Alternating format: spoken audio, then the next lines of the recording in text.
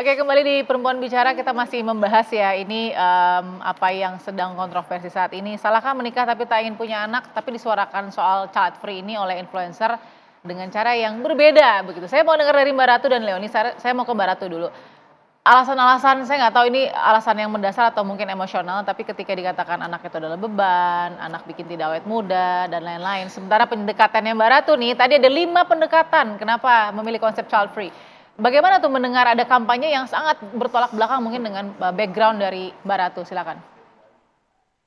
Oke, kalau dibilang kampanye, sebetulnya mungkin eh, maksudnya Gita Savitri itu bukan kampanye ya, dia hanya menjawab. Tapi setelah itu banyak yang bilang ini adalah kampanye. Lalu ada yang bilang juga kalau mau child free sih sendiri aja, nggak usah ngajak-ngajak gitu ya. Sebetulnya aku rasa mungkin nggak ada ya ngajak orang untuk child free.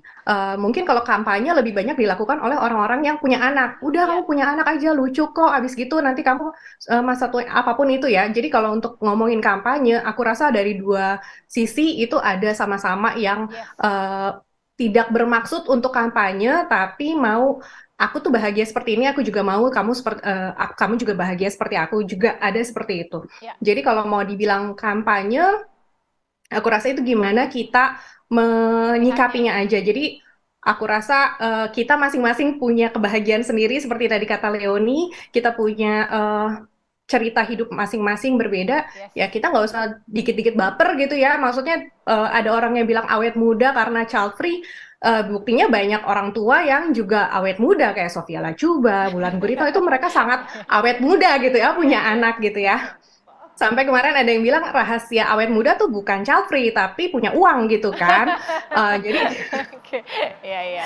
tapi itu juga bukan jaminan bahwa kita akan bahagia. Jadi nomor satu adalah kalau kita bahagia di diri kita sendiri dengan apapun yang kita jalani dengan kehidupan kita, aku rasa itu udah nggak ada space untuk merasa tersinggung Iya. atas kata-kata orang lain atau merasa That's the point, ya. diserang gitu ya, atau membandingkan diri. Oh dia begitu karena itu, kalau aku enggak ya, atau aku harus begitu juga kan berarti nggak pede gitu ya.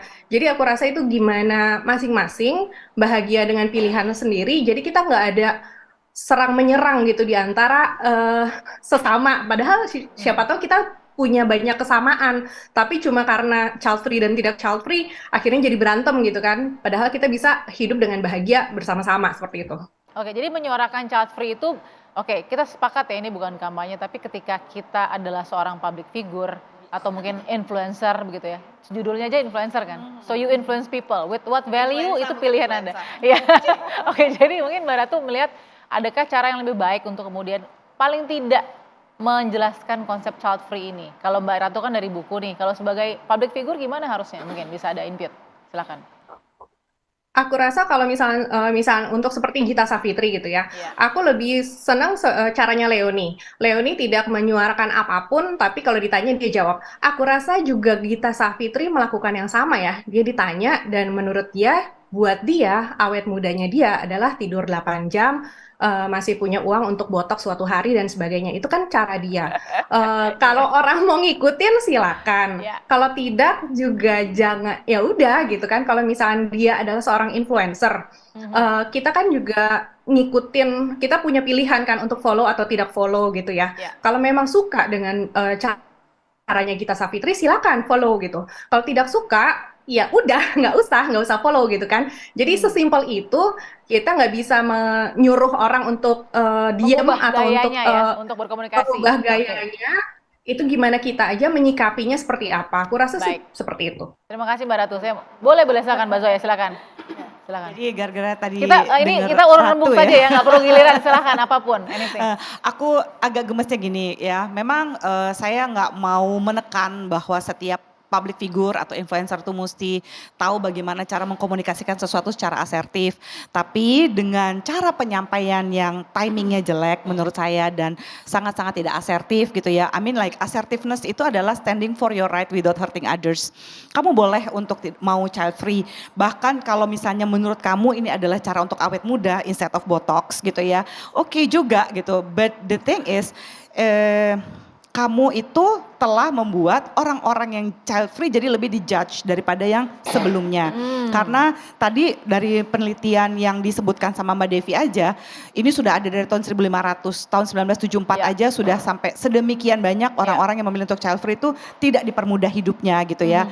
Terus ditambah lagi orang-orang kayak Leonie yang masih ada mau diruqyah, mungkin ada yang sampai exorcism lah, ada apa. Itu kan it's happening. Jadi sebenarnya boleh unfollow aja dan segala macam, tapi ada tanggung jawab sosial yang menurut saya tidak dipenuhi oleh si public figure ini gitu. Dengan dia mengatakan kayak gitu, ada banyak orang yang child free lebih tambah dikecam lagi gitu. Itu aja sih yang sangat disayangkan gitu loh. Leonie sebagai seorang yang sudah mungkin juga tidak mengampanyekan, tidak menginfluence, tapi ketika kamu ditanya kamu just being transparent dan tetap dengan ethics yang ada, gimana sih paling tidak ya public figure harus kemudian bersuara kalau ditanya soal konsep hidup, contohnya seperti Gita Savitri gitu. Emang problemnya kita ya sebenarnya gini, pada saat media atau masyarakat udah ikut campur, kita udah nggak punya kontrol soal itu. Maksudnya kayak saya udah ngomong misalnya yang menurut saya benar, tidak menyakiti siapapun aja, itu masih bisa dipelintir sama media dengan apa ibaratnya kayak judul yang sangat judging gitu, yang membuat orang itu mempengaruhi pemikiran mayoritas orang gitu. Kayak maksudnya aku akan cerita dari pengalaman pribadi aku ya, pada saat aku bahas soal aku belum mau menikah, aku nggak pengen punya anak, itu narasi media pada saat itu, khususnya media online ya, itu mengarah ke mohon maaf tapi kayak aku suka sesama jenis gitu, karena dihubung-hubungin sama rambut aku pendek, apa segala macam, aku tomboy segala macam. Jadi padahal yang aku omongin tidak ada itu sama sekali gitu. Jadi mereka langsung membuat judul statement yang mengarahkan orientasi seksual saya, which is kayak kejam sekali itu kejam. Nah, dan itu adalah aku yang berbicara tanpa menyakiti siapapun. Aja aku masih bisa dipelintir seperti itu. Apalagi memang topik yang Anda bicarakan ini udah pasti akan men-trigger banyak orang, ya kan? Yang saya omongin secara hati-hati aja masih bisa dipelintir sedemikian rupa gitu. Yes, gitu. Padahal itu hanya ya itu tadi berbicara juga di platform sendiri sama orang dengan ya aku udah cukup dewasa untuk tidak gitu-gitu ya. Aku mau langsung klarifikasi nih, kan pada saat influencer ini membuat konten, lalu dikomentarin, lalu dia berkomen lagi. Nah ini yang viral. Nah pada saat Leonie ditanyakan wartawan, menjawab, lalu dikomentari atau ditwist begitu ya, ada reaksi nggak atau respons nggak yang Leonie lakukan? Aku nggak merespon wartawan ya waktu itu ya, karena mereka juga bikin berita nggak pakai wawancara aku, ngapain aku capek-capek mengcounter itu. Tapi aku bikin postingan aja sih, aku bikin postingan di Instagram aku, karena ya platform pribadi aku ya, aku cuman bilang kayak ya inilah kita hidup di masyarakat yang kayak hanya karena aku public figure, mereka merasa tahu segalanya tentang aku, sampai orientasi seksual aku aja mereka yang menentukan. Iya kan? Terus aku tidak akan defensif yang misalnya kayak gue nggak gini ya gitu. Ibarat gini, kalau aku sangat defensif seperti itu, aku akan menyakiti orang-orang yang LGBT, ya kan? Which is itu itu personal, itu sangat personal. Jadi aku tidak defensif sama sekali. Tidak bereaksi. Aku nggak bereaksi, aku cuman posting gitu aja bahwa ya kita emang udah hidup di orang tukang melintir-melintir. Dunia tanpa batas. Karena itu mereka ngejar clickbait.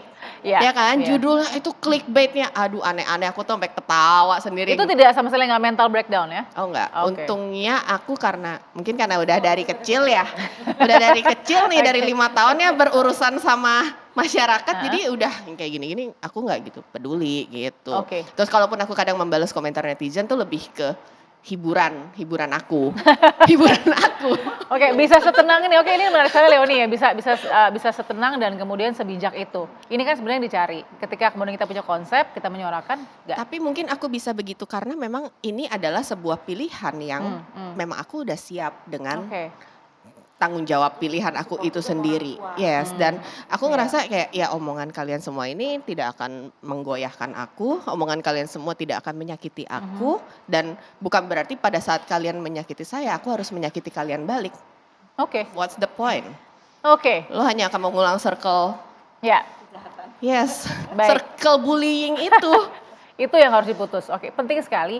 Saya juga mau tanya nanti ke Mbak Devi dan ke Ustazah Ibu Yati nih. Kenapa? Karena apakah yang namanya konsep ini bisa berubah-ubah dalam seorang individu? Dan apakah persepsi masyarakat ini bisa mengubah juga sebuah Bisa konsep itu? Bisa dong. Nah. Yang dari child free jadi enggak atau sebaliknya kita nggak tahu ya. Saya mau tanya ke Mbak Devi dan Ustazah Yati sesaat lagi di Perempuan Bicara.